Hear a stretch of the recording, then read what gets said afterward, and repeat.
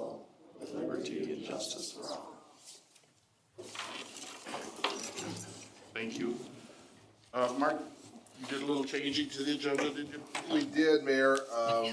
The resolution regarding the pool is removed, and we have a replacement for 10A4 as it relates to Dial Ride. Thank you. Any other changes to the No. agenda? The minutes from the March 18th meeting were sent to us. We have a motion for approval. So moved. Second. Any questions, additions, changes, mistakes?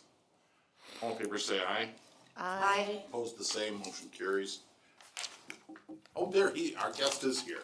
I thought, he's not here yet. Welcome.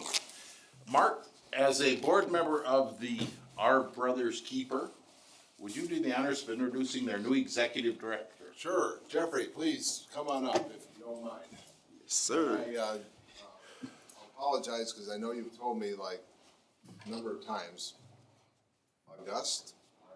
Just like the month. August, just like the month. Jeffrey August is here with us. He is our new director, executive director at Our Brothers Keeper, as the mayor stated, and I thought it'd be just great if he came to the meeting and introduced himself a little bit, and we are very happy to have him as the OBK board member. So welcome, and yeah, the floor is yours. Yeah, thank you. Appreciate the invitation to come in. My name is Jeffrey August, but with the E at the end, so you just say it just like the month. I'm originally from Haiti, and I spent 7 years of my life, the past 7 years, in Lafayette, Indiana. While there, I was able to go to high school, graduated there, graduated at Tech Community College with an associate's degree in human services. And then from there, I just kept volunteering. I found a nonprofit helping out the homeless population. I started volunteer there, and then I interned as a shelter intern. And I also did nonprofit management internships and stuff like that. And then I did go back to school to try to finish my bachelor's degree, but then, I didn't want to take on any loans, so I just took one class at a time. And then eventually, I got the position as the homeless services director at Lafayette Urban Ministry. Stayed there for about 2 years. We made some great change, a lot of improvements. We've got a lot of partnership built. And then this year in February, I ended up here in Big Rapids. So that was a pretty big move for me. And I keep hearing that this weather is pretty mild weather. So I'm like, okay.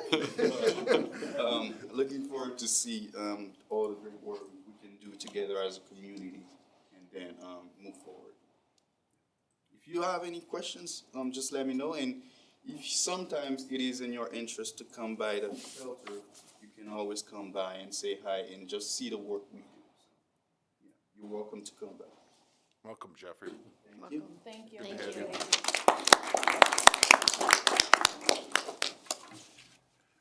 Jeffrey, it's a long and tedious meeting tonight. If you want to leave, we would not be insulted. That's up to you. I'd like to experience the first few 30 minutes and see how that goes, at least. You'll see. We're going to start right in with a study session with our auditors. Welcome. And the floor is yours. Thank you. Appreciate the opportunity to be here. My name is Peter Hefner. I work with Radeveld Hefner, the firm of independent certified public accountants that conducted the audit for the city for the year ended June 30th, 2023. Once again, as in the past, the city has prepared an annual comprehensive financial report. So above and beyond the absolute minimum. And this year we conducted our audit in accordance with generally accepted auditing standards and government auditing standards. And the report actually includes 3 opinions. And I'll explain why there are 3 opinions. This year, the city expended over $750,000 of federal financial assistance. And when that occurs, you're required to have your audit conducted in accordance with government auditing standards and generally accepted auditing standards. And you're also required to have what is referred to as a single audit conducted.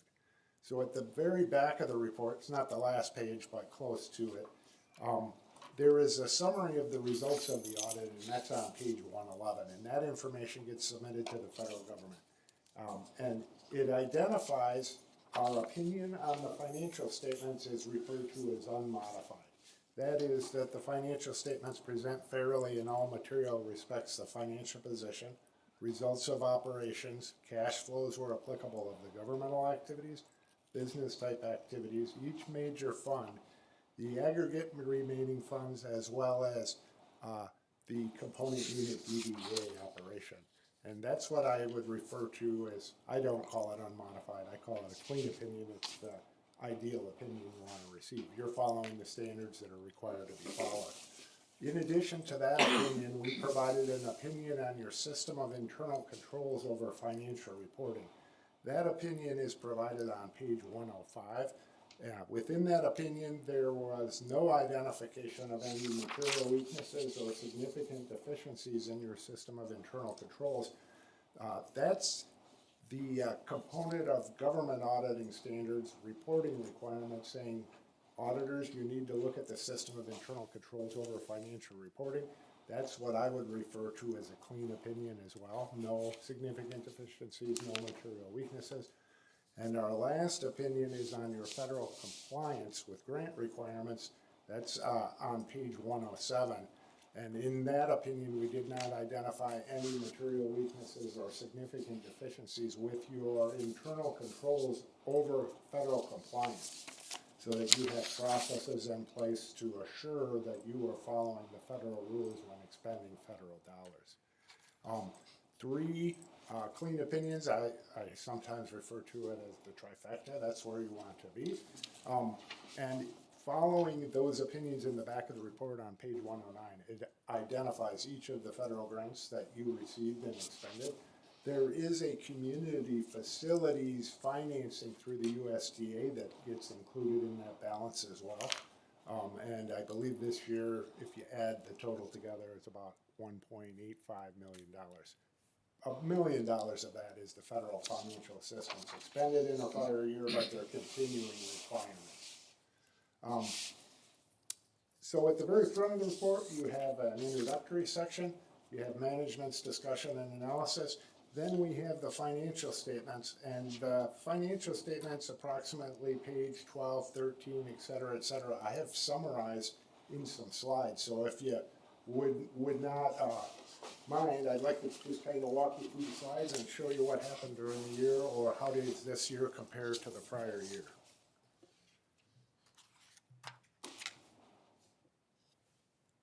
So our first slide here is looking at your operation, full accrual accounting like a business. So the first financial statements that are referred to as the government-wide financial statements, and there are governmental activities, business type activities, aggregating all of your funds together, such as general fund, major, local, street, library, et cetera, in your governmental activities, then aggregating your business type activities together as well. Following the full accrual basis of accounting, so we're depreciating assets here, we're recording all of your debt, and this just shows where are those dollars coming from that are funding the governmental operations.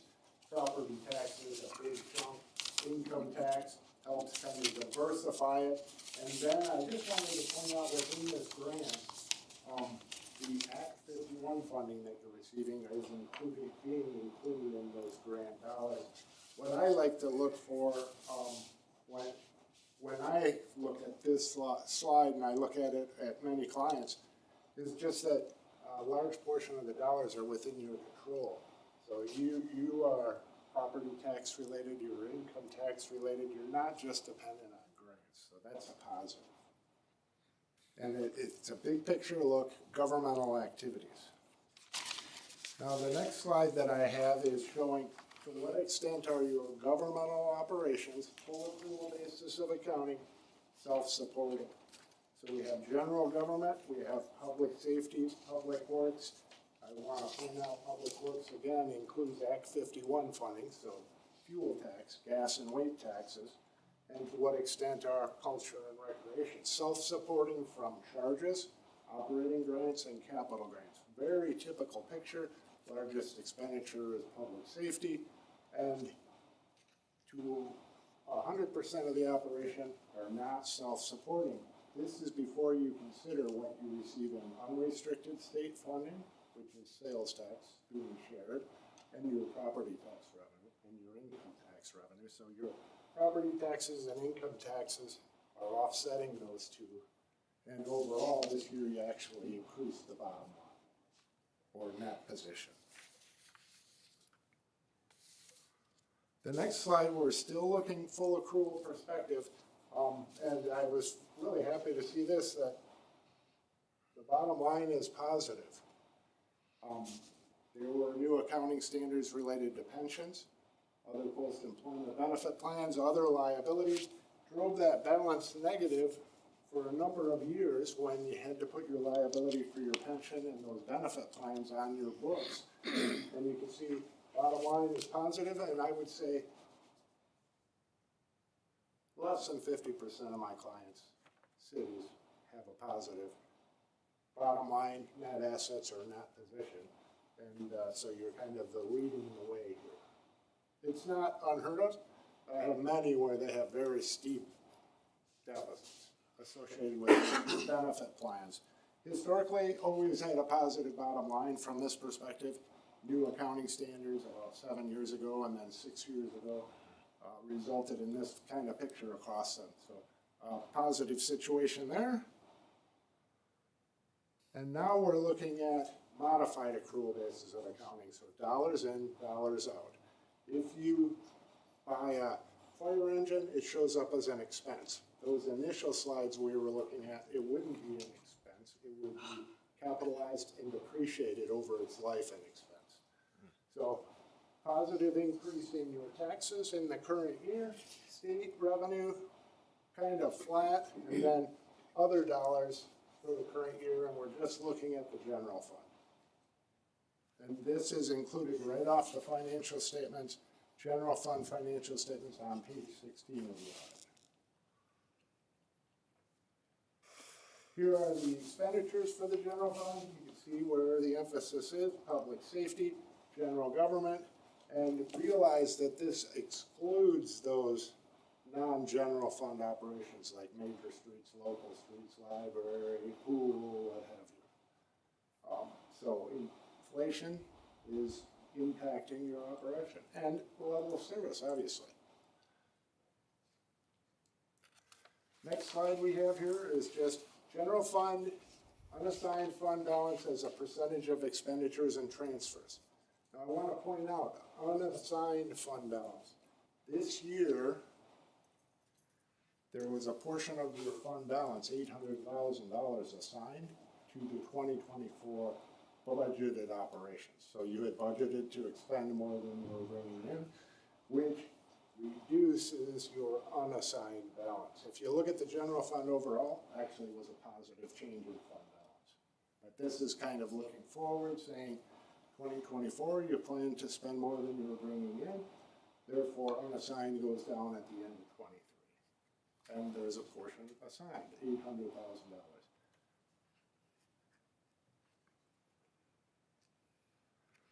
The next slides that we're going to look at are your business type activities, the biggest, water and sewer. You can see here, sewer operation, 2023, positive change in income. And when you take a look at your water, also positive change in the bottom line. So if you look at the individual funds, virtually all of them had a positive change in bottom line. We've looked at the majors, general fund, water, wastewater, and there are several others, but they're not as extensive. So overall, positive changes in the bottom line, positive change in your net position or net assets, full accrual, Street Clean Opinions, and the last slide that we have is just looking at your business type operations. Investment in capital assets, infrastructure, and your revenue and balance increase from the prior year. And that prior slide is really this picture. Water increase, wastewater increase, and they're just being aggregated here. Now, I know you have a game to watch tonight. Are there any questions I can answer? And I'm more than happy to go into detail on any of the financial statements or notes or what have you. Lorraine's good. Why didn't the revenue sharing show as quite a dip when we did have a drop in population and it didn't look like it changed? It was, well, just realize it's actually increasing for everyone else. Oh, And it isn't for I see. you. So it's actually been going up quite well. And when we're taking a look at the state, it's down from the high where it was. But you should have felt that major impact already. But Yeah. revenue sharing is actually going up. People are spending more because of inflation, so the sales tax hasn't changed, so the dollars coming into the state are higher. so that way we didn't see that quite as, That's exactly right. I see. Thank And you. there can be other components to this. Let's say you had a grant here or there. I didn't try to factor them out, just say revenue sharing. But generally what I've been seeing is this. You probably should be here. I see. That's what we should be. Thank you. Are there Others? other questions I can try and Questions? answer? Anyone?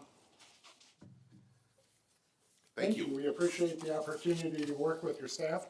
They work diligently to get us all kinds of information before we get here, and when we get here, everybody's really responsive. So we really do appreciate that. Thank you, Mark. We always have some kind of strange question we ask of him.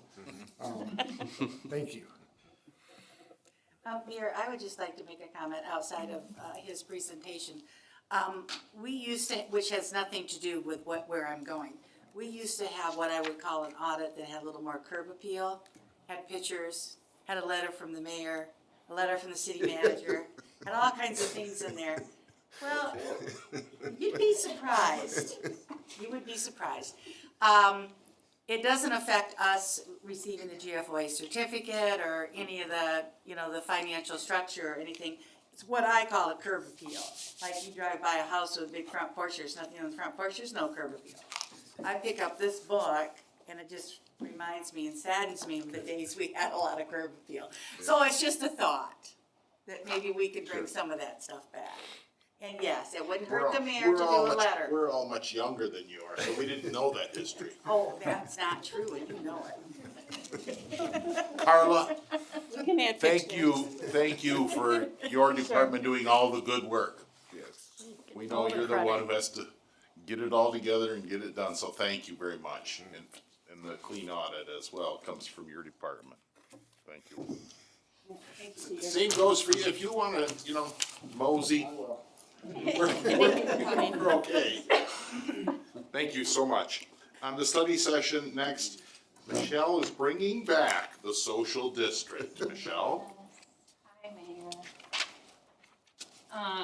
So since the last time we were here about the social district, we've dug in a little bit more and determined that there were some more things we needed to go over. So we needed a map, which that's not the right one, hold on.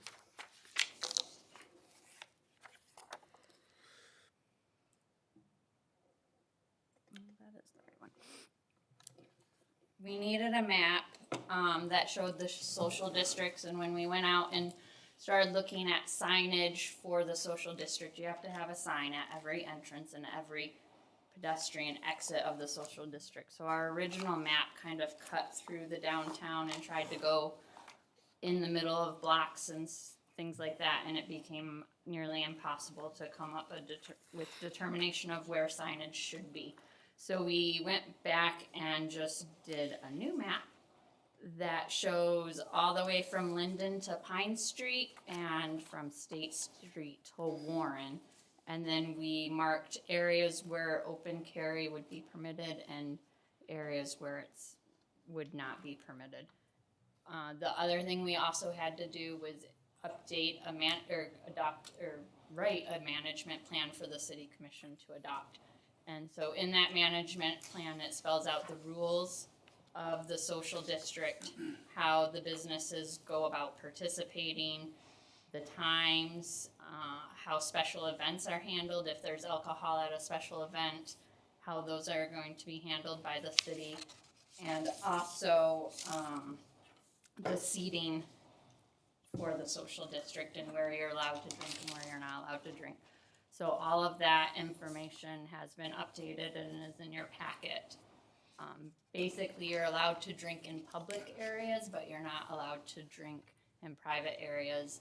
And then because Maple Street is a public highway, you're not allowed to carry open drinks across Maple Street, which is why we have two sections or two boundaries for the social district, because you can't take a drink across the street, which that is a state law, so not a law that we have the ability to change. And what we voted on a few months ago was never sent to the state. It was We never, have not applied to the state. we have Many not of us applied thought to we the had. state. Correct, we have not applied to the state. The next meeting, we'll have, this before you again for application, as well as an ordinance change for the drinking in the parks. Because of Mitchell's Creek Park and Pocket Park being included in the social district, we need to make changes to those that ordinance. And then, once we apply, it's our understanding it only takes a couple of weeks for the state to approve.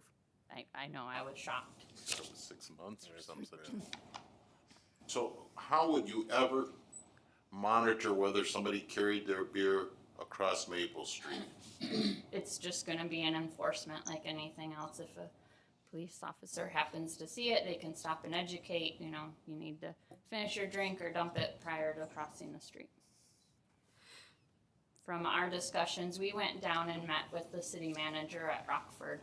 And now from discussions with them, the first couple of months, there's a lot of education going on with the businesses as well as customers about the rules of the social district.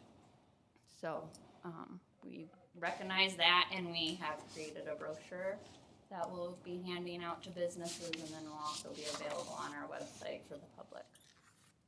So we had the question last time we voted about if you had a glass of wine, you couldn't go into Carlene's store because she doesn't sell that. Is that correct? Correct. You can't actually even go into another store that sells alcohol. I see. You go back into where you bought it though? Mm-hmm. Who's gonna monitor this? I mean, think about this, it's almost non-enforceable. A lot of the rules do seem unenforceable, I think, but Chief Haynes reached out to her community, you know, of police officers, and there hasn't been a lot of issues that have come up with the adoption of social districts. Thank you. Questions from the commission first? There- Go ahead. Fight it out. Okay. Go ahead. Looking at this map, I'm just wondering, I'm not seeing designated spot anywhere on the map. Will there be a clearer map so that consumers can see it and be like, oh, let's walk down here and go right there? So you're, there's don't go here spots and there's parking lot, but there's not. so your social district boundaries is where you can have open alcohol unless it's not permitted. So everywhere that's not red or private property would be considered an area that you could openly carry. So And when I say openly carry, I should probably specify, it's openly carry alcohol from one of the businesses serving alcohol. It is not the right to open carry a can or alcohol you buy somewhere else or bring into the social district, because that is still not permitted.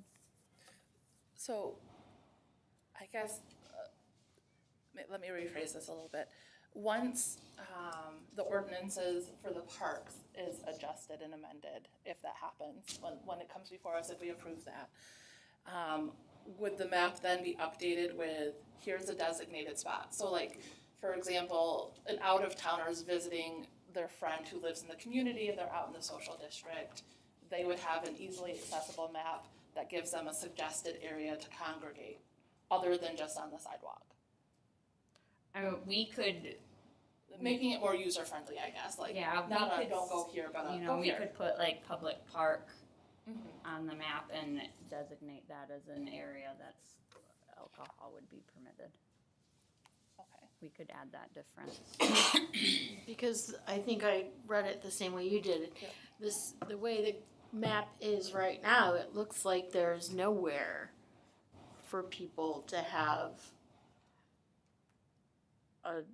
to go. You know, you have a parking lot, but all of the buildings are grayed out. All the sidewalks are eligible. So, and by that, it's, what you see are the roads and not the sidewalks. So what I would recommend is that we have someone with a background in graphic design try to do a map graphic that is more user-friendly, more easily recognizable to someone who's not familiar with town. I think we need to invest a little bit in the graphics of this to make it as easy as possible for folks, because if we have questions about this map graphic, members of the public are as well. And I would suggest as part of that, the signage also be looked at from a graphic standpoint. Where are signs gonna be, have them, have a map marked up, a city map with specific locations where you're planning to put signs. So we do have that, and I didn't include it in your packet, but I Okay. can next time of where our map, or where our sign's gonna be, and if we need a new post or use existing post and things of that nature. I would also recommend that the "you are now leaving" and "you are now entering" look a little bit different. Okay. And a little bit more clear on, I like that there's the, what's it called, those little things, QR code. scan QR code. But I think the biggest part of what you're telling people here is you are now leaving. That should be the biggest thing. Not necessarily notice and, just a little bit in, graphic design, I think would go a long way here. I might suggest that somebody within the DDA might have some capacity for that, as I believe they're the ones championing this, right? They are, I can reach out, or Yeah. have Josh reach out to Yeah. the DDA and see if anyone can help us. Yeah. Other comments? Where's Cottage and Pizza? It's not here yet. Okay. Not here yet. All right, well then I'll stop looking. They said they were gonna be across from Penny's. And, Well, and the might list not. on the brochure is not for sure, as businesses have to apply afterwards, but they're the ones that we think will probably be applying.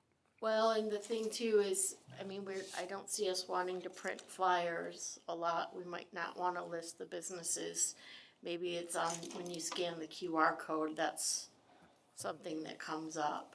Otherwise, it'll be difficult to keep up to date, I would imagine. That is all I had, Mayor. Thank you. Other commissioners, comments? Just to clarify and kind of point my thing out, if the whole point of the social district is to attract business and foot traffic, making sure it is as clear and effectively communicating where they're supposed to be. And like Commissioner Simmons had mentioned, clear graphics on that for people that are easy to read who they're not from our community. Right now, it looks like this is a map of, don't come here, we don't want you here. We want something that's gonna invite people in, something that they're gonna go to our website and look this up, say, hey, this is fun, cool, let's go check this out. And also for our local citizens too. Okay. Anyone else? Thank you, Michelle. Thank So you. you'll be ready to go next with all the legal stuff in 2 weeks? Working on it, right, We're Michelle? working. Downtown, many of the downtown business people question me about when is it gonna open, why aren't we ready, et cetera, so And, they want it open for this summer. Yes. and this map would work for our application, and then we Okay. could work on creating Yes. a more user-friendly map for the public. Very good. Thanks, Michelle. You're welcome. Public comment not related to items that are on the agenda.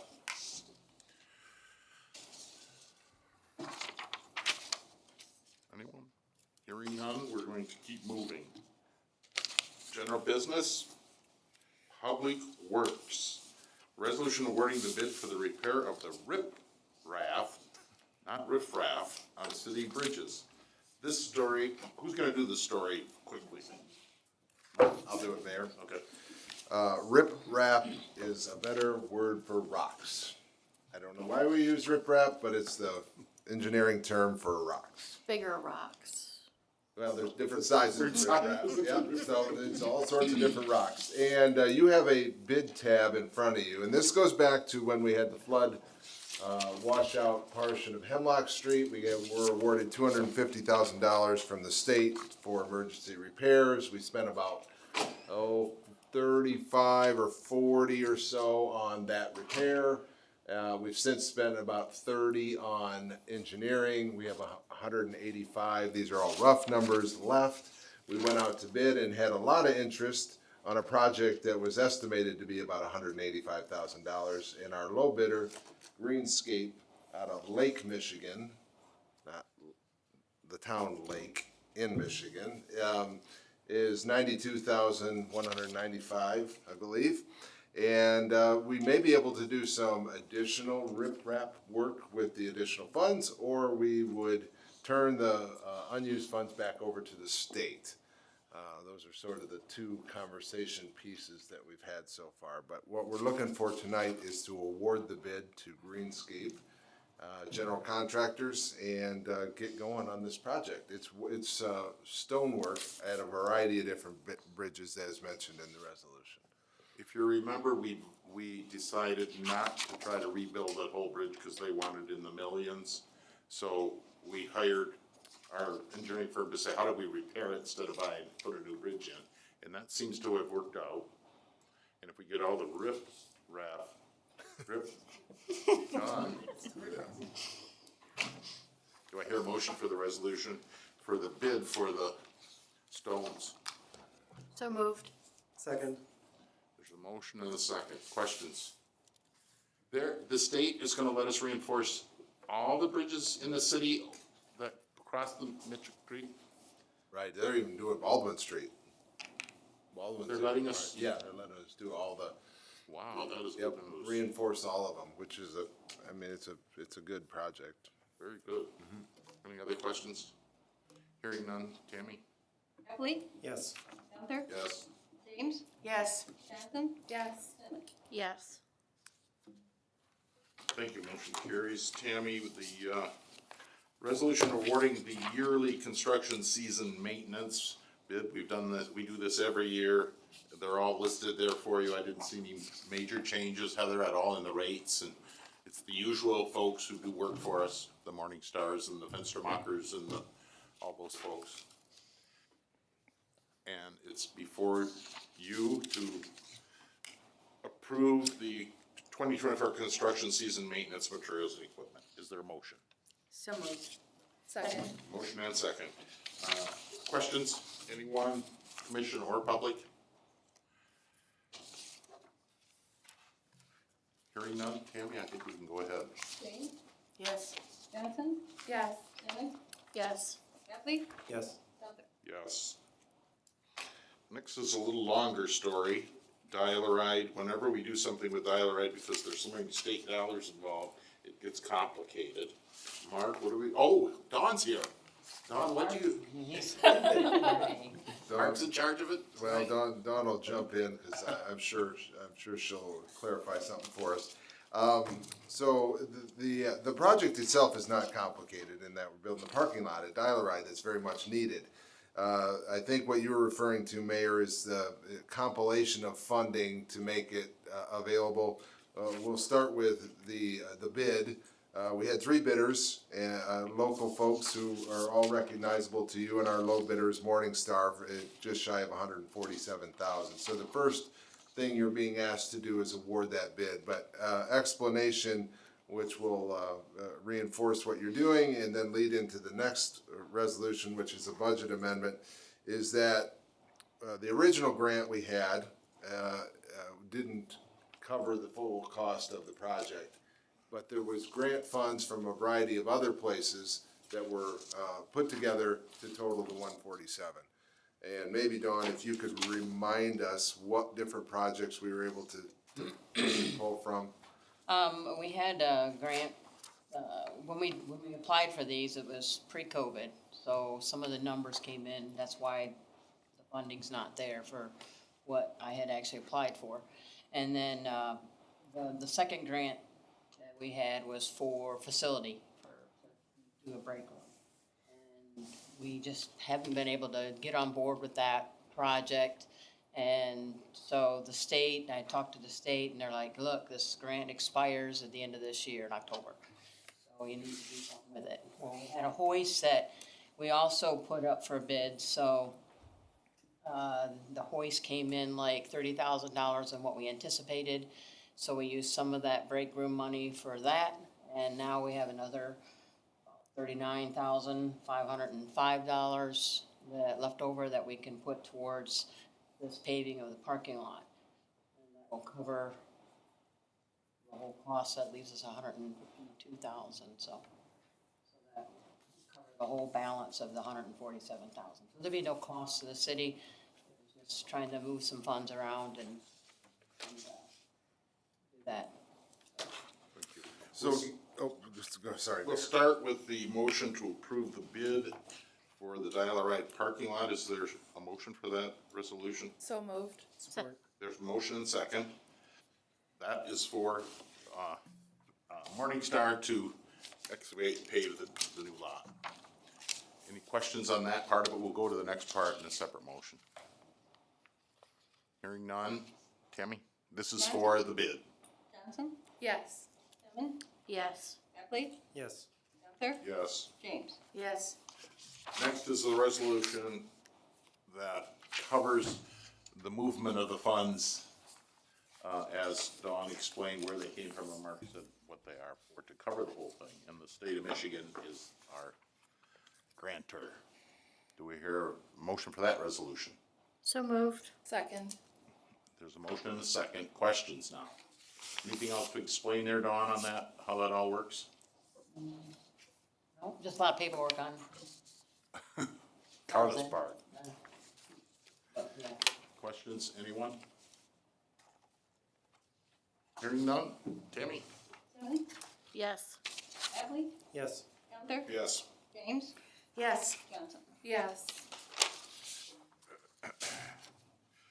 We have the next item off the agenda till probably next meeting regarding the swimming pool fee schedule. Next, under community development, we have the resolution adopting the capital improvement plan, which we talked about a couple weeks ago. Michelle, do you want to speak, or is Mark gonna talk a little bit? There's not a lot. I can summarize, I think. It's something I think the commission's familiar with. As you pointed out, Michelle did a nice presentation for us last meeting. Again, this is a required element by the state, and is best practice for all communities to do this type of planning. This list, as you have it, is recommendation only. A couple commissioners have given me a couple other items that we're gonna target that, I don't believe we even got, on this list. So this is not binding in any way, but it is a good roadmap for Carla and I and others as we put together the budget for your consideration in the next couple months. Is there a motion for approval of the capital improvement plan? So moved. Second. There's a motion and a second. Question?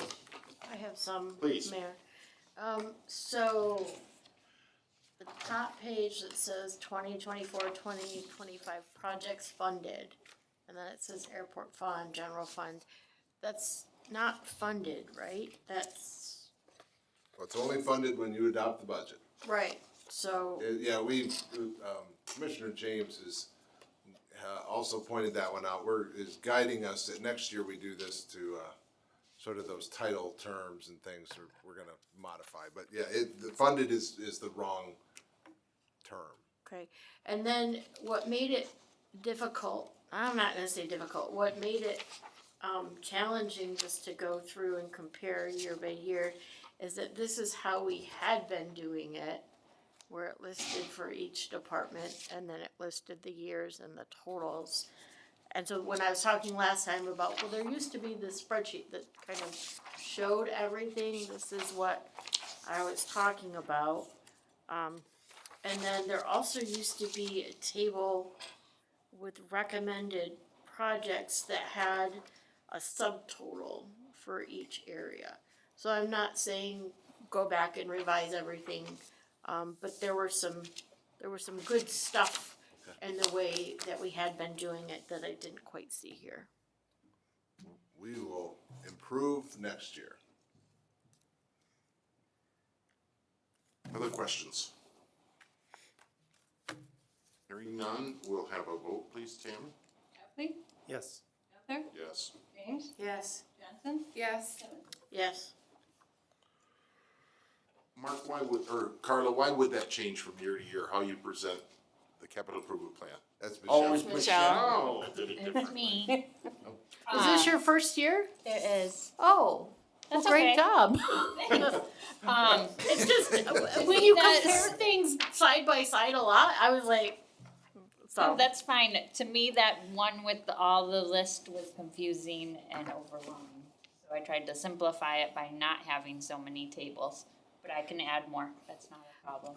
I'll tell you what I liked about this, cause you're right, it's confusing, totally get it. What I liked about this was that it was kind of like everything for that one department. For all the years. For all years, that's the only thing I liked about it, cause you're right, it's like, there's a lot of tables that could be simplified. Very good. Resolved, right, Michelle? Yep. Thank you. Any other questions? Mumbling down there in the end? Anything? Thank you. Next is an ordinance amending the city's code regarding sidewalk occupancy permits. And this is really interesting because it could become a really neat thing for the city.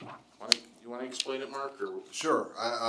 So we have had a process in the past in which people would be able to occupy some space on the public way or the sidewalk through a permit in the clerk's office. Now, the one we can all think about or remember is the one in front of Raven or Fatty C's. So that's the way we used to do it. And I think the commission is well aware that that's been a bumpy road, especially recently. And so the idea was, why doesn't, to foster, nice, clean snow removal in the winter, storage of the facilities and just sort of a unified look through the downtown, why don't we, in partnership with the downtown businesses, buy the barricades, fencing, those aren't very flashy terms, but don't have better ones, and then the outdoor seating that would all be uniform for anybody who wanted to sign up and be able to do that. And Josh and others went and talked to business owners, we had DDA discussions on it,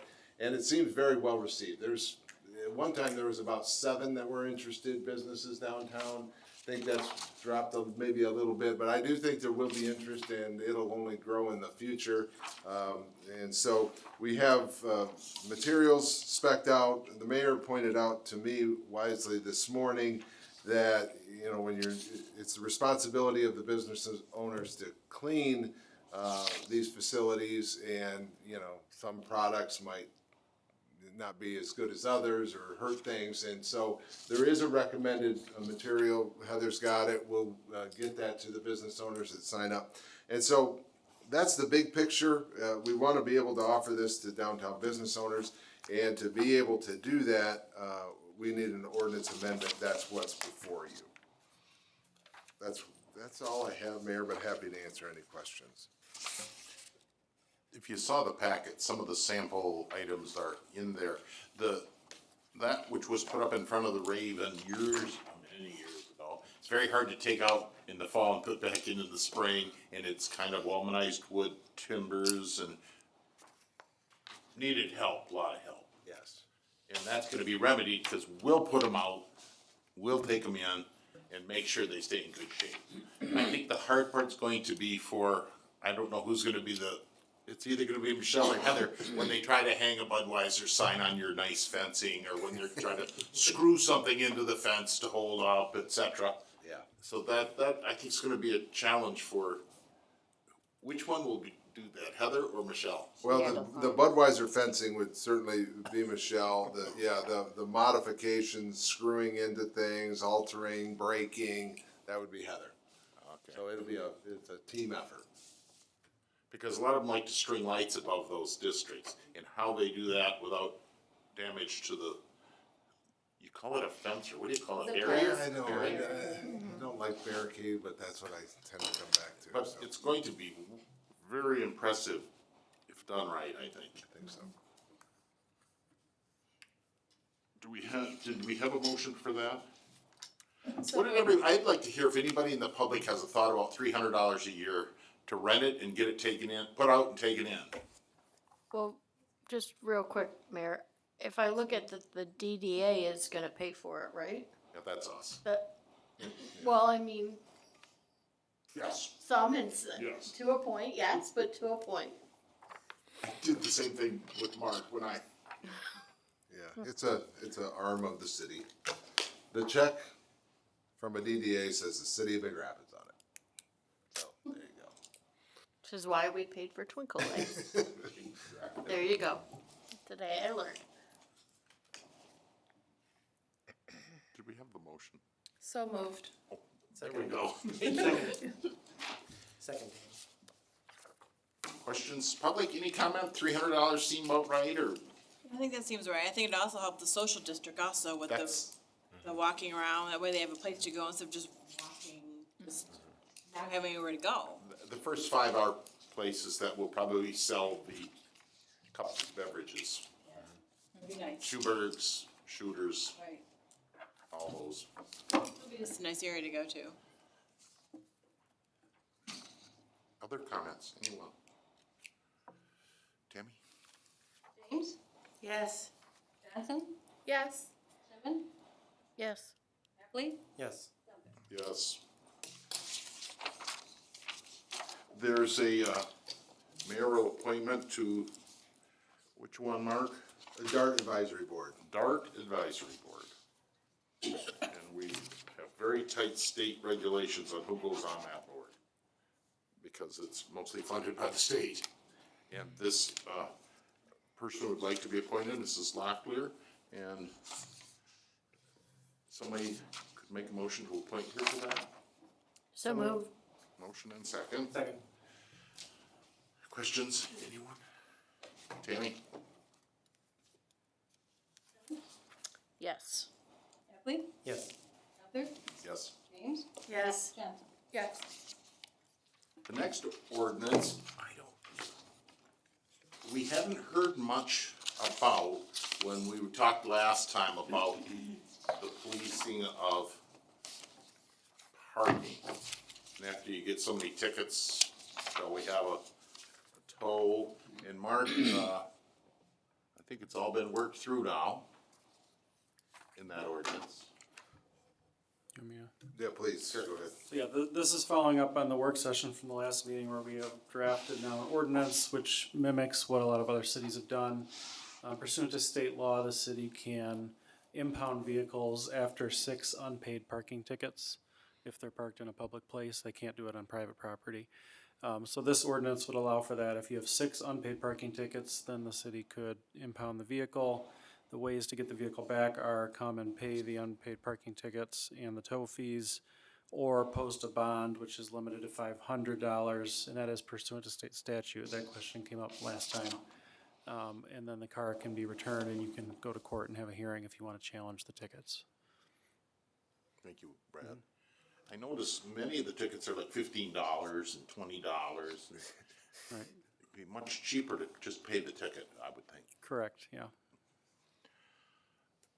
Questions about that change? Mark, you had hesitation when you first brought it up. You don't like the idea of towing citizens' cars. Well, no, I don't know. I mean, yeah, I suppose I think it's, sort of extreme, but that's not any cause of you or the officers who write them. I mean, there's some personal responsibility here that if they think it's too extreme, then pay the ticket. And if you don't have something, then why are we writing the tickets? I know that's a point of view of the officers, which is 100% valid. But I also live with people who get parking tickets. but luckily they pay them. So there we go. Yeah, that's enough said for me. Any questions, any comments? Please. Just a question, really, this goes to legal. If a city employs a service like this, where they hire a tow company to pick it up, who's responsible for damage to the vehicle? That would be the owner of the vehicle. If they're, they'd have to work that with the towage company, but the towage company would come and impound the vehicle just as if it were parked illegally for the snow. Yeah, no, I get that part, but in the process of storing it, you gotta put it someplace, right? And moving it, or during storage, if it's damaged, who's responsible for that? Yeah, no, it would not be the city. It would be the owner to work out with the impound vehicle, the impound company. Okay, so that we'd contract with a private company to Yeah, do that. The city's not towing them themselves with its own employees. They'd be hiring a tow company to come and tow them. Okay. Any other questions? Do we have a motion yet? No. We have a motion for the resolution on the new parking ordinance. So moved. Second. There's a motion and second. Other questions? Hearing none, Tammy? Epley? Yes. Gunther? Yes. James? Yes. Johnson? Yes. Yes. Next, Mark, do you wanna break and go through the square over there, or do you wanna do it from here? It's your work session, you and Steve. We'll move if you want us to. I think it might be helpful, Mayor, if we moved on. Okay, 5-minute break. 5 minutes.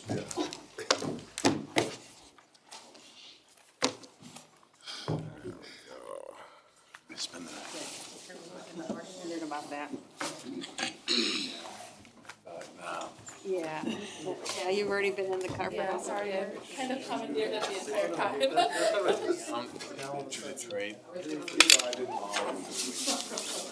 Oh, I bet. No, we're having it in here. They're gonna do like a square table. Yeah. Yes, yes. Yeah, Mike, if you wouldn't, can you put it up on the screen? So, yeah, because it shows up better online too when it. Is mine, I'll do mine when I speak. Am I the only one speaking? That's, or is- Yeah, I think just put it up there and then join us at the table. Okay. Is that all right? Sure. Yeah, yeah. Thanks, Carmen. Yeah, I give that stuff to Peter. He's gonna look at it and get back with you. Okay. Well, you got a lot of stuff on that table. Yes, I like to. Hey, we need two. Locked in now. Absolutely. I just wanted to great shot. Trouble. Can they break it? Get out of there. Never, never. None of us. The restaurants can't. I see audit behind it, I'm like, bringing alcohol. Always really That was really good, nice, can I sharp. take this somewhere else? Every form too, the movie. But you can All right, get Mark, I'll take them out. Yep, thanks, Heather. All right, let's see, find a Mike seat. wanted to talk. Oh, Steve, Oh, he's shaking. you helping him, Steve? Oh, it's locked out. What's the password? Hopefully I have enough of this. Really, if I only. Passing it around. And the same for. Oh, take one and pass it, there's more than Take that. that, And your parent one. take them all and pass one. That graphic for the social district. Well, I think it was nice, I was just Sorry, you guys concerned, don't get any. I was just concerned, I want people to realize that if we're gonna do it, we might as well make it useful, you know? A little bit of graphic design goes along. Yeah, I wanna get the footnotes It's a, it's a talent in the That was like art. Are the 5 minutes up yet? Well, we are waiting for one commission member, Mayor. Oh, there's one missing? As I believe you. It's Lorraine. Yeah. Find her dead. You see what I meant? Yeah, cause you start mixing them up and it just gets. Behave yourself over here. Yeah, they all have it in front of them too. That's good, Mike, yeah. Yeah, come on and join us over here. Give them a hard time. Tammy's not here either, she's behind me. Yeah, what the heck? I mean, we'll work for Tammy, she's important. You're welcome. That's the whole reason we have a break. So, Mr. Muccio, are those power lines any problem that are on the west end of the runway? Thank you. Those huge train, Come on up. With a billboard Anywhere. They close. Yeah, this is fine right here. I drove out there this morning because somebody had told me they're too close, you can't expand that runway, and I said, I think you probably thought of that already. Guess we'll find out, huh? One would hope. Mayor, I'll start when you're ready. We're ready. Okay, so, just for everybody's benefit, remember Mike?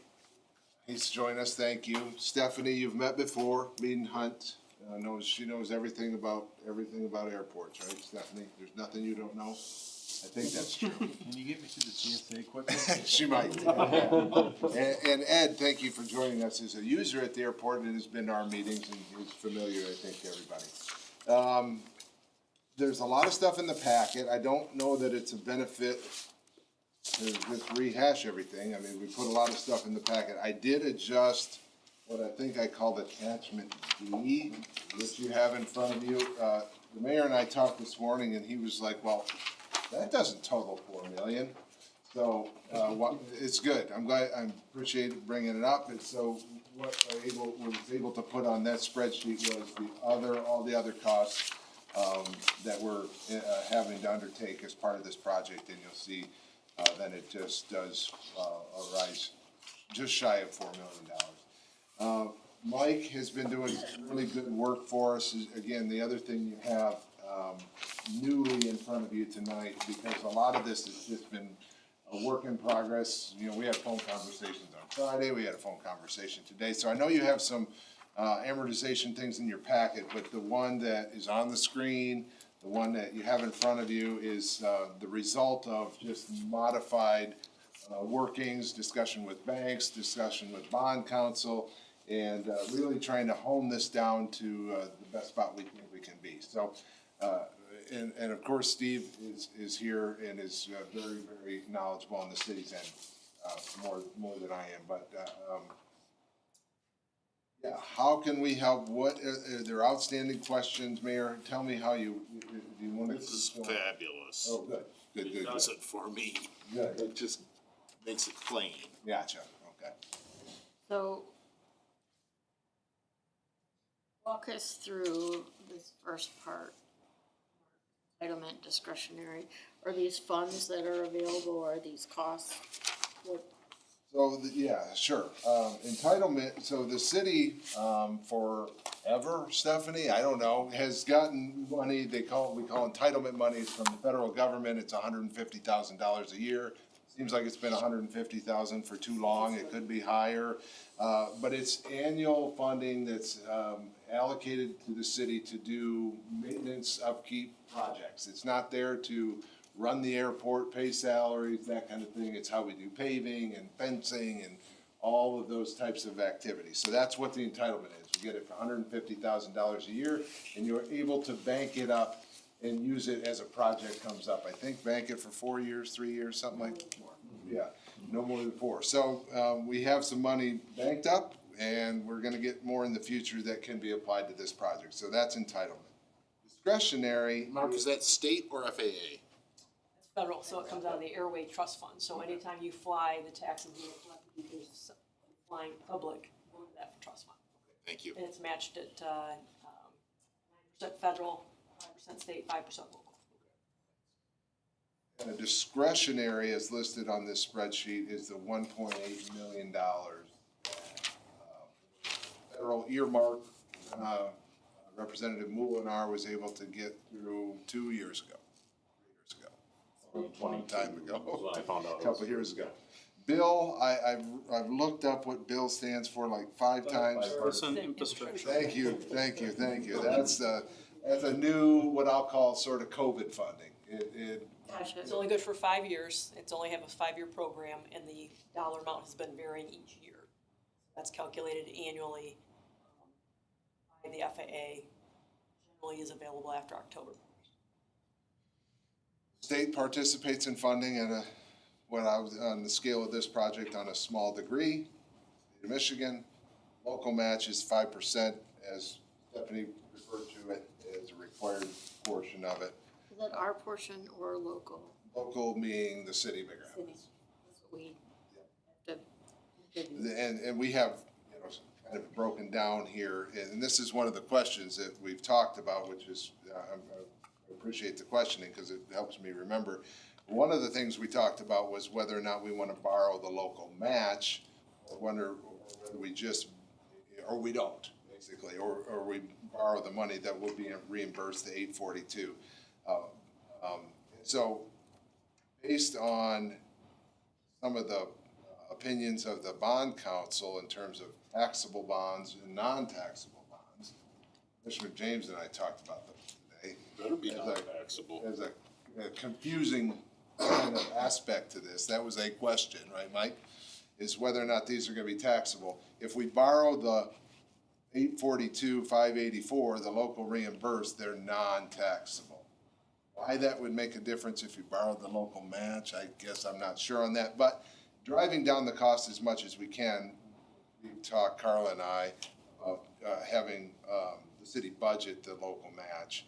That gets us away from that whole conversation, so, which is the 134 is doable in terms of budgeting. So, local match and local reimbursed are both sort of city, although, you know, the ones reimbursed through these other avenues that we've already discussed. What's the 731.5? 731.5 is wetland bank credits. Yeah, I remembered that one is. Yeah, that's a Okay. curveball Yeah. that we couldn't avoid. Okay. The Who challenge with sets, that is just the timing on reimbursement on that, you know. The current funds that are available to date that we've either banked from entitlements, the discretionary dollars, the bill, the state match, there's only so much, there's that gap. And that's what we're looking at, we've gotta fund that gap until we can get reimbursed with some of the other federal funds in the next couple of years to repay that. sets the price of those wetland equivalents, or whatever you call them? That's just cuckoo to spend that much money on an acre of land when you don't even own it. Where does that number come from? Private market, I mean, if we. Private market. I mean, if we end up with a private owner that we end up purchasing the credits from, they can pretty much set the price of what they want. Having to actually go and construct it, it'll be even worse. Right now, we're anticipating and hopeful that we're gonna find a bank we're talking to. So it can be, it used to be about $30,000 an acre, and now we're up, budgeting for $100,000. Beast. On that topic, Stephanie, you know, one of the things we've talked about is timing on this bond issuance, if we do it.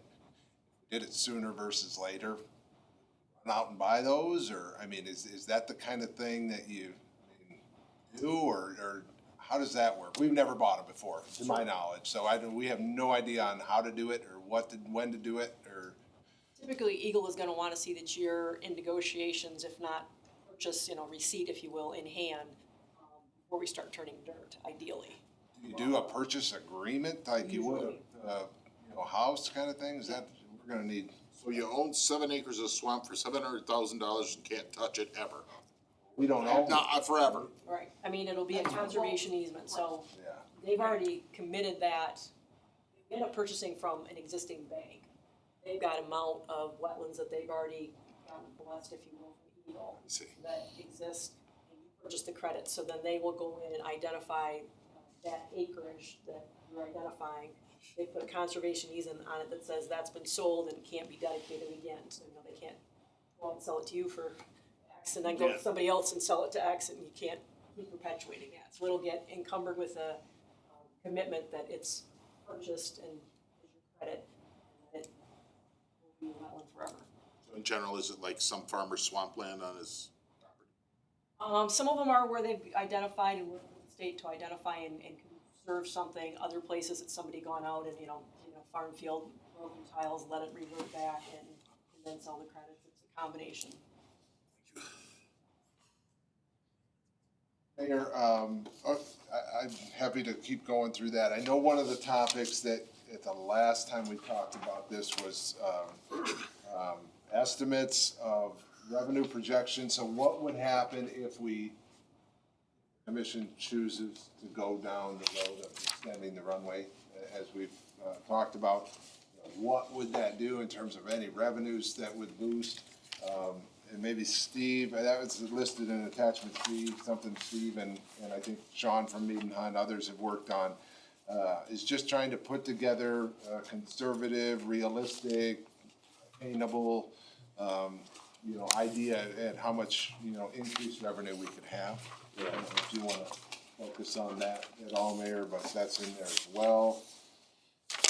So the sheet, the attachment C, this is added revenue? This Or would This be, is what we make now. this would be new. This is what we might be able to experience, maybe not in year one, but maybe we don't know. I mean, these are estimates. Maybe year 1, 2, 3, somewhere in there, we would expect increased traffic, because the runway's longer. The number one way to realize revenue off of increased traffic is from the sale of fuel. If you buy X amount of fuel, Steve, I don't remember what that is, then you don't have to pay landing fees. So, but if you don't buy X amount of fuel, then, there is a landing fee charge, so those two numbers don't add together, they're sort of parallel numbers. We're looking at an increase potentially, of $73,000, which is, Revenue right now. we have that in that other spreadsheet. Carla did a nice job putting together, sort of the last 3 years. Where do we have revenues? 485, it looks like, for year end June 30th last year. It was about 485. Year before that was 575. Year before that was 500. Our expenditures are, it's not like it's, Expenditures are greater than revenues. and it will continue to be with his projections, but about half of what we're losing. It'll help to So, an yeah. extent. you can't just say, So, Mike, you wanna talk about your sheet, Mayor, if that's okay? Sure, I think, so the spreadsheet I prepared is, when I came here and spoke originally, there was obviously some open items. The construction bid was the key. Taxability of the bonds, the interest rate of the bonds, and then any financing costs. Two key ones have been pretty much nailed down, which is obviously the construction bid, which have come in much better than expected, which is great. And then, as Mark had alluded to, the conversation that went on last week with bond counsel and their tax attorney, saying that they consider, they being bond counsel, consider these payments back to the city as reimbursements. Because they're reimbursements over a 4-year period, in order to stay inside the tax exempt home, we need to amortize it over 4 years. So that's why I showed you so many variations before, not knowing what bond counsel is ultimately gonna come in and opine on. So we've structured it accordingly, exactly based upon the amounts that you'll see in my spreadsheet in the second box. We've got for the construction cost, $111,000, for the wetland, $731,000, estimated cost of issuance of $70,000, so a total of $912,584.20. That is exactly what we can receive the credits for and pay back those credits, only principal. The interest rate right now is still estimated at 4.5%. We've already had at least an initial call with the local bank. We're gonna go back and fine tune that as we move along. So the interest calculation here that I want you to see is based upon a 4.5% on the $912,000 that the city is going to pay out of various funds. That 4.5% I think is a conservative number. Also, the number that still needs to be flushed out is the $70,000 financing costs. So those are the two open variables right now. The two big ones I think are nailed down, because I think we definitely want to go tax exempt versus taxable and get the best interest rate we can, especially in this interest rate environment. So it's pretty straightforward from that perspective. As I said before, the next important step is that a notice of intent resolution be created and brought before you by bond council that'll kick off the process. Inside that notice of intent resolution is an actual notice and needs to be published in the local paper. It has to go for doesn't have to go for 45 days published just once, but it has to run for 45 days. After that expires, then the bonds can be closed. But during that interim period, while that clock is ticking, we can be negotiating with the local bank or other banks as we see fit. So that's the next most important piece, is to get that 45-day clock ticking, knowing that we're hopefully, knock on wood, heading into a lower interest rate environment as much discussion is talked about. But I'm happy to answer any questions regarding the newest and most recent updated spreadsheet based upon the construction bids and the tax exempt structure that Miller Canfield has dictated to us. Mike, when does that notice of intent need to be passed by the city commission? Probably, I would say your next, I think we your were next looking at commission next, meeting. bringing next meeting. Is that soon Based enough? on, Yes, I wouldn't say your next meeting's when. 15th? Yeah, 15th What of you're saying April. is doing the So special. 15, Yeah, I'm just, and then First publish it. line. Your local paper publishes daily, or Daily. get it in the Daily. local paper within that week. Yeah. Get the 45-day clock ticking, and we can continue to talk to the bank and maybe other banks about possibly, because this amortization's gone down now so greatly. We were talking about a 10-year, now we're talking about a 4-year with an average life of about 2 years. You know, this should be right in the bank's sweet spot. And we're gonna make these callable on any date, so when these funds come in from the FAA, the city will be able to redeem those on 30 days' notice. That's my proposed plan, dealing with whoever the successful bidder is, to get them off the city's books immediately. We don't have the $50,000 early call fee. That, I'm assuming right now, Mayor, that 4.5% interest rate is encompassing that. I think that's conservative enough, on a 4-year deal. Council know that we need that notice of intent resolution for next meeting, and I mean, have they the deadline to get it to you for the packet? Yeah, we'll, I don't know if they know exactly all that, but they will. That's where the direction of the commission is moving, so. So it'll be a not to exceed amount, and a not to exceed interest rate, and a final maturity, and that's pretty much it. And this maturity schedule is sent around, not your fiscal year, federal fiscal year, when the dollars come in. So 25, fiscal year 25, 28. And we picked right now an arbitrary date of November for principal and interest. Could be a little aggressive, but we need to pick a date. But it doesn't matter, because the bonds will be callable within 30 days of any notice, and that's the way we're gonna make them. Mark, thank you and all your folks for this presentation. Cleared it all well. Happy that's, happy you feel that way. I don't know if the others feel that way, but it really helped me It does, hugely. yeah. So cost of construction is not something that's included in this. This is strictly local reimbursed line items. We're not trying to finance our local match. It's just two line items in local reimbursed. Some of which is construction, but mostly is to buy those wetland banks. Well, I would hope it's wetland, I mean, it's listed as wetland wet bank, so construction is the 111. Yeah, which those there. There's both. Yeah, yeah. Those are. And correct me if I'm wrong, Mark, while I wasn't on the phone with bond counsel last week and their tax attorney, if the city were to finance that local, that would have to go taxable. It's what, I don't understand. Yeah, I don't understand that either. I don't understand that, but that's what, you're right, you're So right, the and that's local what you wrote. reimbursement can go tax exempt as long as you keep it within the 4-year reimbursement range. Yes. But not if we. If you carve out the local and finance that, that would have to go taxable.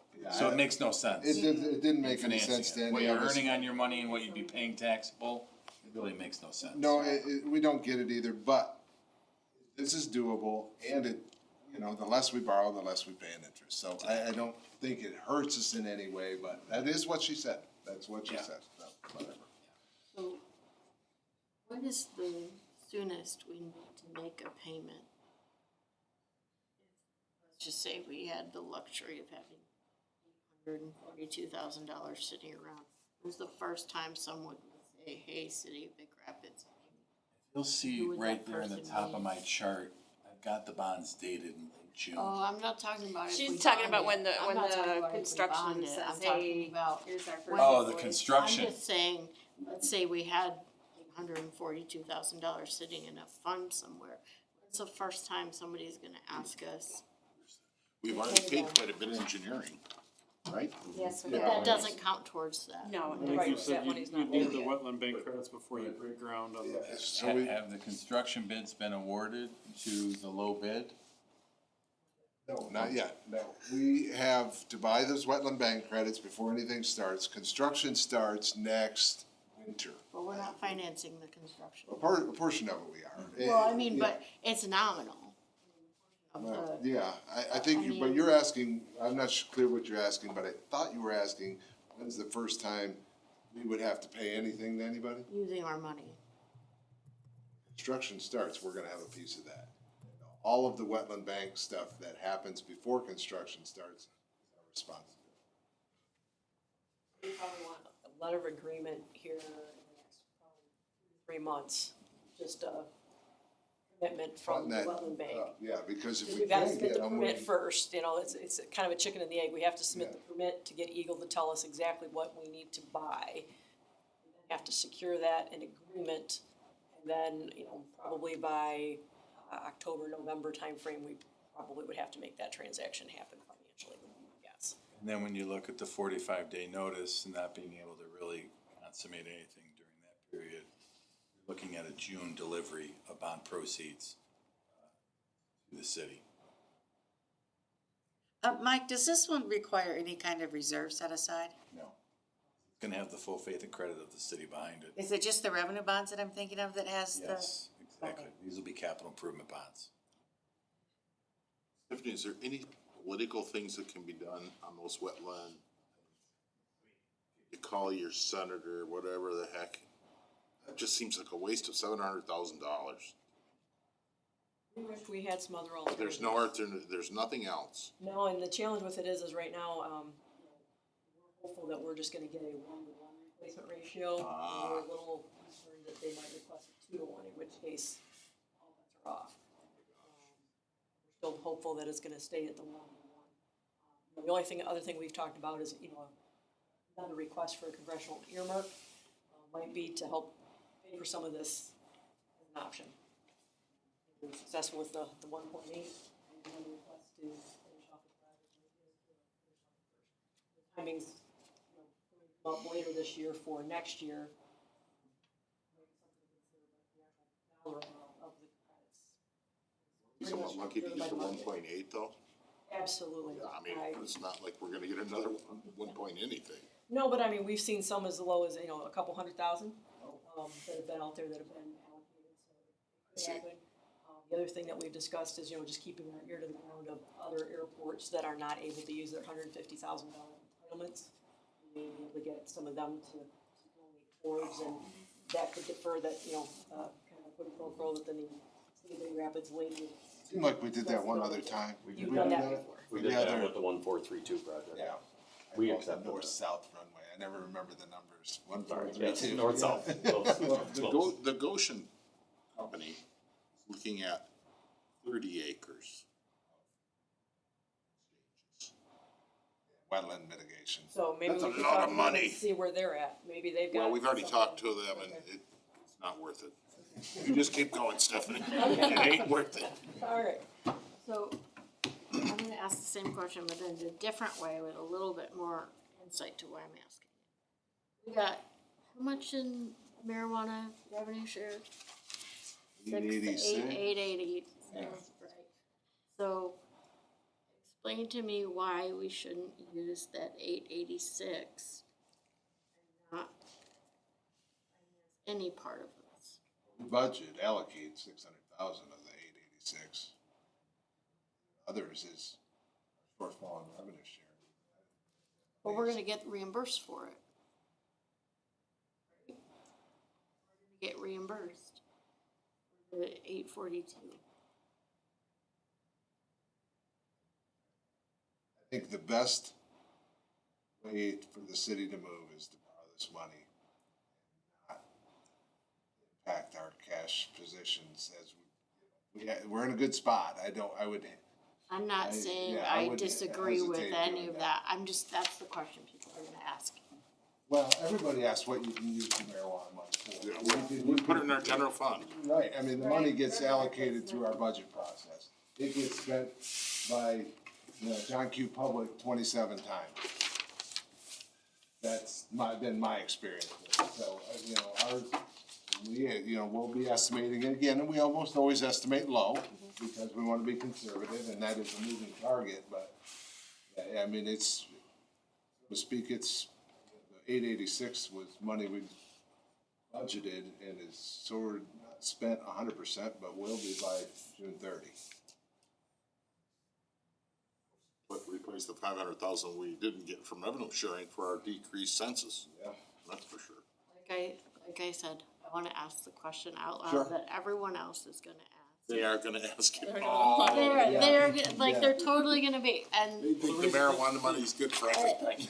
Commissioner, I have the same question just because it's a very similar amount, right? So it's like That- it's your mouth. I'm very strategic in the questions that I ask, Just use more marijuana. cause I don't understand you very much. Thank you, Mark. You're It welcome. clears up a lot. Thanks, Mike, for coming up all the way from St. Clair Shores. Yes. Oh my gosh. Don't drive home in the dark. No, And stay in the night. Thank you. Mayor, I have My one pleasure. other thing. I know you're halftime. You're gonna get halftime. If you're ready, so I think the direction is full speed ahead. We're gonna award the bids, and we're gonna do the notice at our next meeting. And thank you for being here, and, really. Yes, definitely, thank you. Where'd you get that Goshen estimate? That actually came out of the justification numbers. No, So where did you we get did, I don't know, We Stephanie. can't if you- get any numbers from where you get your number. So that was a projection that Zach Fuchs, who presented last time, had come up with for the justification. I don't know if you had any insight to that, Stephanie. I believe we were able to talk to a NetJets, one of the potential flight departments who we anticipate would fly. And that's where we got that, of where their corporate headquarters are, what they typically are doing in terms of flights. You know how much water they want out of them. Jet flights. Yeah, these numbers too, just attaching to a brief explanation, but they came right out of the page from our justification study. Okay. It was adopted from the FAA and MDOT as reasonable amounts. Because as I was trying to figure out the numbers, I was trying to find a good way to quantify it. And majority of these companies, we have letters of support that they're committing to these kind of operations, so that's why I use these numbers. But Thank you. And they're generally cut in half, right, Steve? yeah, because in the justification, they talk about, like for instance, USC there as an example, cause it's the top one. They had hundred and 75 current operations and they plan to go to 200. So that's actually 25, cut it in half to 12, cause we count operations, one operation's a landing, one's taking off, so. We're going to the next item. this is something that Skip the unscheduled business. Is that what you wanna talk about? This is sort of unscheduled business, if you're ready. What is it? So we got an offer, I sent it to everybody, we got an offer on the Hampton property. And the way this thing is structured is it has a letter of intent that is asking us to make a decision on that letter of intent within 30 days of when we got it, which I think you said. March 26th. March 26th. We are planning on, number one, meeting with the developer this week, and number two, having the developer at our next commission meeting. I can't imagine this commission hearing from the developer as a group the first time on the 15th and then trying to decide on the letter of intent. So in order to do within the 30 days, we'd have to have a special meeting. Well, we have a strategic planning special meeting scheduled, and I'm just wondering if we could just forego that for sort of a number of reasons, one of which being timing. Really to do strategic planning, it's been delayed so many times. Michelle and I are committed to doing it as a team, and really would like to do it more kind of at the end of the summer. Anyhow, I'm just throwing that out there because I think we're staring down a special meeting. Well, Mark, there is no reason that we have to follow their 30-day. That's their offer. You don't have to act on it. You can say, well, give us another 2 months. I mean, there's You no can't reason. decide that as a group without getting together. No, but we don't have to accept their dates on their letter of intent. That's what they want. Well, maybe we want to take a little more time. Right, but you can't decide it until you're together as a group. I can tell you, I'm not ready in 2 weeks to make a commitment to these people. Right, but for for this body to get together and make that decision that you're voicing your thoughts on, you have to have a meeting. We can do it on the 15th and say, we're not ready to sign the letter of intent. I didn't know if I think you're looking for a read from us, because we're all here, we can all talk about it with each other at the table, you wanna read, right? I was assuming you don't wanna make that decision the same time you're hearing it as a group the first time. So that means you need another meeting to make that decision, that's all I'm saying. But you don't have to, at the next meeting, we don't have to follow, they want it within 30 days, and this is what you have to do, and that's. I'm not No, communicating. he's the developer, he's just trying to get us to do it. So in 2 weeks, we can say, no, that's too much, we'll just have to wait another 30 days. We can do that at our next meeting. Our request would be that after the presentation, we let them know that we'll decide at our next regularly scheduled There meeting. you go, that's what I'm getting. Instead of scheduling something special. We don't have to Unless- jump to their desires, they're the ones trying to make money. What I wanna remind people is we specifically went back after the last property sale and put a minimum 30 days before responding, Amen. Right. right? No, I'm not saying you have to do anything one way or the other. I'm saying if you wanna make a decision at your next meeting, that's fine by me. Usually you like to hear study sessions and then make a decision. What I'm saying, Mark, is after we hear the presentation, we may all say, no, we would need more time. Or we might say. We have that Or we ability. might have Cause it'll all be the a study information we session need. next Yeah, time. the letter of intent is binding for 30 days, meaning they're offering to purchase it for $500,000 for 30 days. After that 30 days, to go up or down or whatever, it's no longer a binding offer for a letter of intent, so. Is it dated? There's no, We've been sitting on it for 5 years, I mean, it's not like we should. Yeah, but Mayor, Something or not. I think you're misunderstanding what I'm saying. Usually we have a study session and there's not an action item. Right. You're saying, on this particular one, we may deviate from that. We Fine, might have a motion. Fine by me. Somebody saying, no, we're not working that fast. fine by me. Usually you don't, maybe you will this time. Okay, gotcha. And strategic planning is sort of a sidebar because I was sort of targeting that if you were gonna do one, that's a meeting that's, you know, kind of been planned, that maybe we use that time for that. I don't know, that's where I guess, Mr. Simmons, I'm looking for a read. What if we did that later in the year? We've moved this thing so many times. It just seems like, given the state of affairs, maybe, I mean, it's just not pending in terms of, you know, the normal structure of formulating a budget is what it's formed around. We'll be at the end of that process when we're just starting our strategic planning. Timing just doesn't feel perfect on that, but I don't know. That's, think about it, talk to me, get back with me.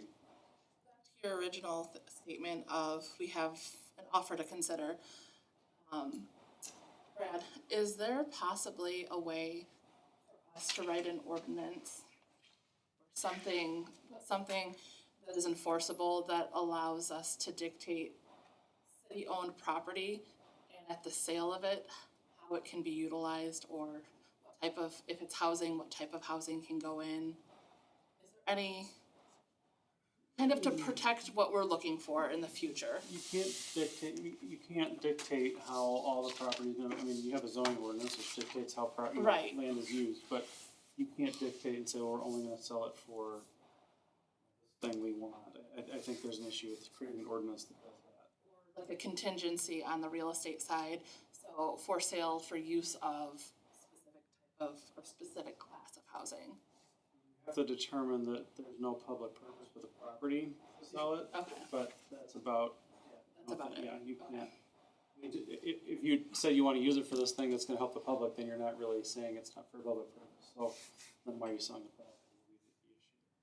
And then if a private entity comes in, developer comes in and presents us with the intent and the intended usage and structure, and we make a sale on condition of that, is there recourse to help enforce that? Conditionally in the purchase agreement, yes, and then if they don't meet the conditions of the purchase agreement, then the purchase agreement falls through. I think what you're saying is, let's say they promise us they're gonna build housing and they're gonna promise that they're gonna do this. And then they buy it and then they don't do that thing. Right. That's, Or if there's they, no way to legally hold them accountable for that. or if they promise family housing and then they do workforce housing. The way to enforce that. I forget, what's it zoned at now? Right, R3. Scheduled business before we adjourn. Somebody said they might have a little. Please. I'd like to just follow the rules here and go back to open questions here. When the published information came out just prior to the meeting on presentation on environment, I saw an iteration of the airport infrastructure plan that seemed to have evolved. And it appears to me that that evolution basically removed or put off significantly what I thought was gonna happen is a taxiway. Now, again, I'm gonna be short about this, so just bear with me on it. We have at the airport a taxiway, which is basically a 40-foot paved road to go between the tarmac and the runways. Every aircraft that has to go to the runway or come off a runway has to go through that one 40-foot passage. Now, if in fact you increase the volume, as we have projected here, or you have projected here, that means that there's gonna be some, let's use the term constipation right there. That is a risk to safety, and now there's definitely a trope that says, well, everybody should go ahead and be careful on a non-towered airport, you know. However, as an experienced pilot, I've encountered situations where landing and then there's someone there just waiting to get onto the runway, which means you got a bit of a traffic jam. That's only going to increase. Now, I'm just highlighting this because it seems as though the project has been diminished to go ahead and fit into the size of the box of the money that's available. And I would be remiss if I didn't highlight that. I'm not suggesting anything other than the fact that I'm going to communicate that. Now, again, if you go back in time, to take a look at when they made that particular runway, they probably had the same consideration that, whoa, you know, it's gonna cost a lot more money to put this particular taxiway, which is gonna control safety, it's gonna control traffic, et cetera. We're gonna hold off. If you take a look seriously at all the typical airports that are similar sizes around here, with the exception of Kane, Grass Strip, Osceola, no, Osceola has it, Baldwin or White Cloud, none of which are nearly in the same category, they all were built, or they all have a parallel taxiway. Good for safety, good for control of traffic. Now, I'm just highlighting that because somewhere along the line, now we're gonna get into the financial aspect of it, somewhere along the line, there's gonna be an epiphany that says, whoa, we've gotta go ahead and do what was originally put into the airport infrastructure plan.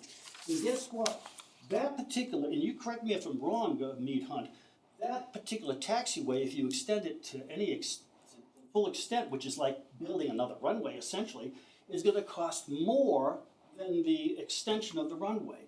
Because if you look at the topography of the airport, there's a mountain there, there's a berm that you have to go through, and it's gonna be significant. So we got a concern about safety that has to be at least footnoted in this particular case. If in fact your projected increase is gonna be what you're saying, and of course you're gonna measure that in judgments. The other thing is, the fact is, you got a big cost coming up. Somewhere along the line, someone's gonna realize that we need to have this in there. And, you know, I just would be remiss if I didn't highlight that. We'll get that in the minutes, Tammy. Any thoughts, Stephanie, on that? The airport layout plan, which you have, which is a requirement of FAA, because that's what guides your ability to get any federal funds, does show a parallel taxiway that is referenced. The challenge with that is the rule of thumb that FAA utilizes, much like all of the justification that we've had to do for the runway extension, is it has to be justified. The rule of thumb is 20,000 operations, and we're near 20,000 operations to justify that, to make those funds available. It's completely right, the cost estimate is probably double of what the runway extension is, because the berm that he's talking about to the west, we have an equal rack of fill on the south side, or the east side. So we have a huge topography issue that we would have to deal with. Coupled with that is the decision of what will the actual classification of the runway be. Right now, it's gonna be constructed as what we call a B2 runway, which has a certain offset requirement to the taxiway. If we get larger aircraft in, or the mix of aircraft changes at all, that separation goes from 240 feet to 400 feet between the taxiways. So there's a big issue there that we want to see what the traffic does over the course of the runway extension to see if that changes, because that would change the placement of where we put that taxiway. So you're certainly accurate in terms of that's a bottleneck.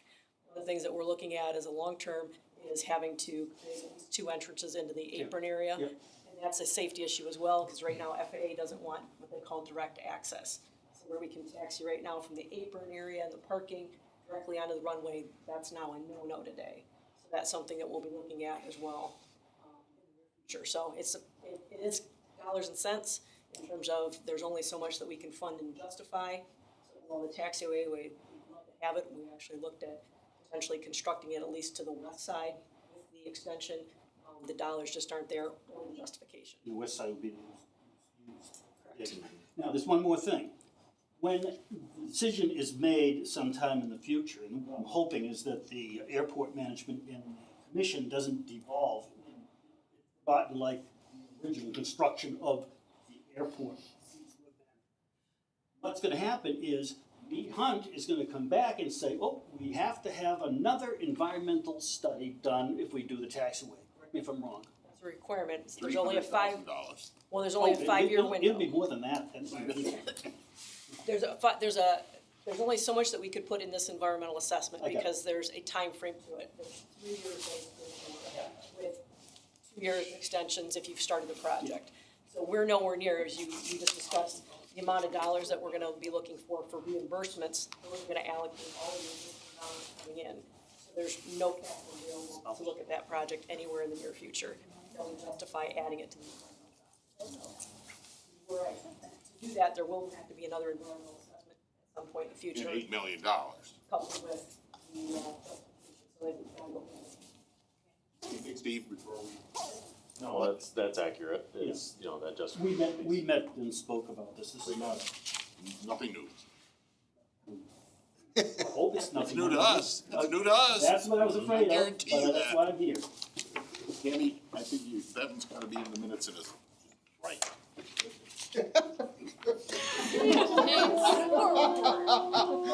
Not like the usual work you do, Tammy. Anything else? Business, other business, anyone? I have nothing, Mayor.